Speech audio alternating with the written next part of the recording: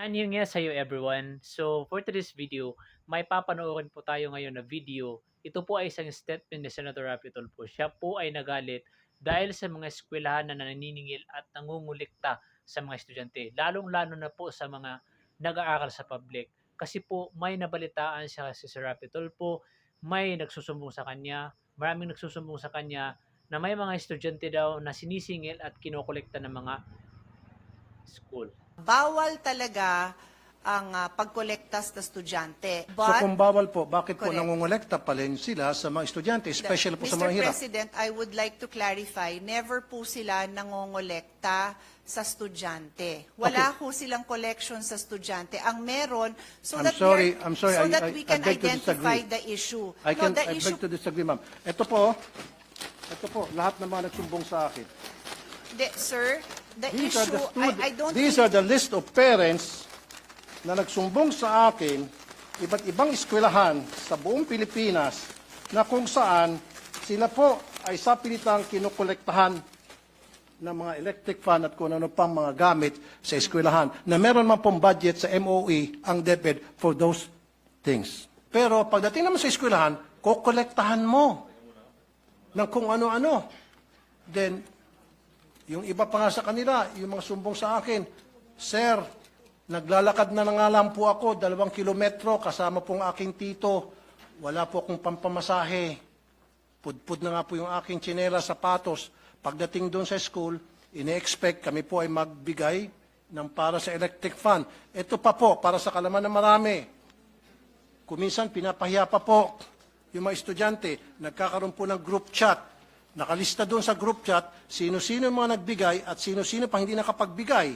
So yung mga hindi nakapagbigay, peer pressure, it's either gagawa ng remedyo para makapagbigay, masama sa listahan, matanggap ng grupo, or hindi na lang papasok kasi napapaya sila, magda-drop out na lang.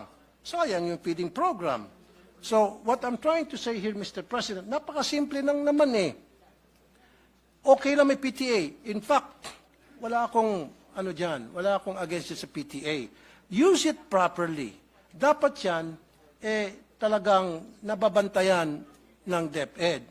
Dapat yung PTA, gamitin lamang yan para pag-usapan po yung pong mga problema ng mga estudyante at mga guro para tingnan at i-monitor yung mga activities ng mga estudyante, yung kanilang academic performance. And this is the truth.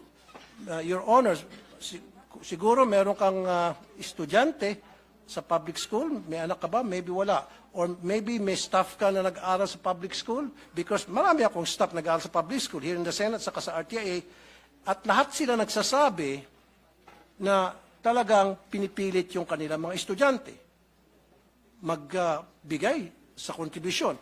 Pag hindi ka nag-contribute, anong consequence? Hindi ka na maging paborito ng teacher. Ikaw ay pwedeng maiwan, ikaw ay mag-scrub ng sahig. Ikaw ang mag-erase ng mga nakasulat sa blackboard. Marami pa pagawa sa iyo. Pero kung ikaw nag-contribute, go home ka na, maganda pa ang grades mo. Yan po ang madalas na mangyari sa iba't ibang mga eskwelahan. At yan po ay documented. At yan po in-interview ko po lahat ng mga staff ko na may mga estudyante sa public school na nire-require po talaga sa PTA pa lamang, binoboto na agad kung ano yung mga pwedeng ma-contribute, anong pwedeng may ayos sa eskwelahan. Just imagine, Mr. President, Your Honor, every single year, kailangan mag-contribute ang mga estudyante para sa electric fan. Kung ipon-ipunin natin yung contribution sa electric fan every year, siguro baka marami ng warehouse ng electric fan dyan sa DepEd, kung saan ba dinadala yung electric fan. My question also, Mr. President, Your Honor, di ba meron pong MOE para dyan sa electric fan na yan? Ba't kinakailangan pa pagbayarin yung mga estudyante sa electric fan, sa jobos, sa pintura, sa bond paper, maging sa, ito pa po, sweldo sa security guard, sweldo sa janitor, pati ba naman sa kuryente. And I understand, Mr. President, Your Honor, Madam, meron po tinatawag na Special Educational Fund ang LGU. In fact, ang LGU nagbibigay din ng pera sa DepEd, Mr. President. Saan pupunta yung SF, SEF? Now, my question is, maari siguro ang problema hindi nakakarating sa mga eskwelahan ang MOOE. Saan pupunta yung MOOE? Kailangan siguro i-audit natin yung MOOE.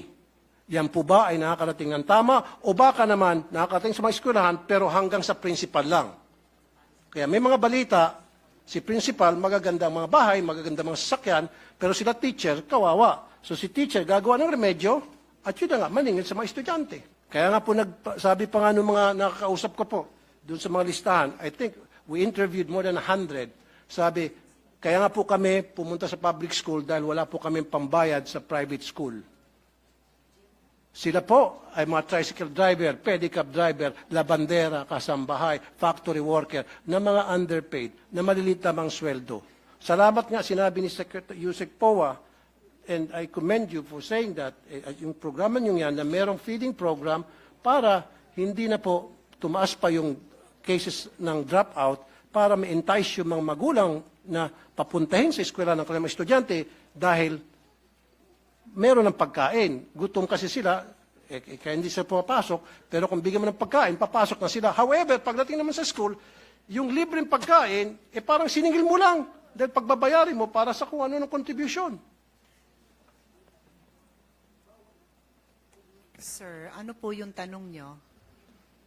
I'm just making a statement, Mr. President, Your Honor, kung ano po yung sentimiento ng mga pumunta sa akin, mga magulang, libo na po, sinasabi po sa akin. So what I'm saying is, we have to stop this wrong policy na kung saan nagbabiolate ng law ang kung ano-ano pong department order na ipinapalabas po ng DepEd para lamang pipilitin na makakolekta sa mga estudyante. Sabi pa nga ni Minority Leader Coco Pimentel, pag kinolekta mo estudyante, wala naman pera yung mga estudyante, parang sino kinukolektahan mo talaga? In essence, yung mga magulang.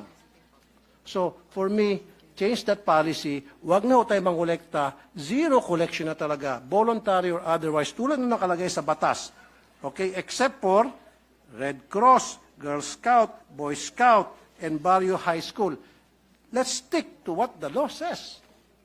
Stop na natin yan. Huwag na ho tayo magpalabas ng mga department order para we try to circumvent the law para makakolekta. Tuloy, ang duda nitong mga magulang, baka siguro gusto nilang magpalabas ng kung ano mga department order para makakolekta sapagkat gusto nilang yung MOE hindi na makarating sa mga eskwelahan. Now, may I add, Mr. President, Your Honor, kung sasabihin nyo lang sa akin ngayon na kayo po ay mag-issue ng department order telling all schools under DepEd, let's stick to 5546, period.